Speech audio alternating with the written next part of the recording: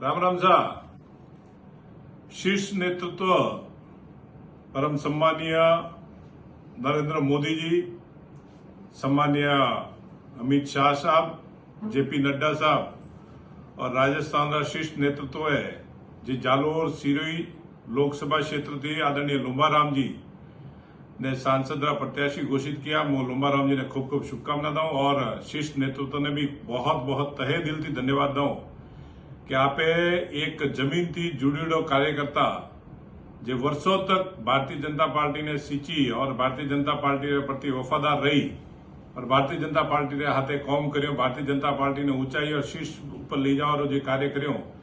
एवा कार्यकर्ता ने आपे टिकट दी। मैं पूर्ण जालोर सिरोही जनता के तरफ विश्वास दिलाऊं भारतीय जनता पार्टी भारी मतों से जीती और आदरणीय लुंबाराम जी लोकसभा रे में जालोर सिरोही प्रतिनिधित्व करशे एवी मैं लोगों ने भी आशा ने अपील भी करूं कि वहां पे सब जना मળી और प्रचंड बहुमत थी जे नरेंद्र मोदी 400 पार जे सीटा लावी है वह सीटा ने मैं लुंबाराम जी रूप रो कमल रो फूल भेजो वही आशा ने अपेक्षा है। आप सबने खूब खूब धन्यवाद। जय हिंद, जय श्री राम।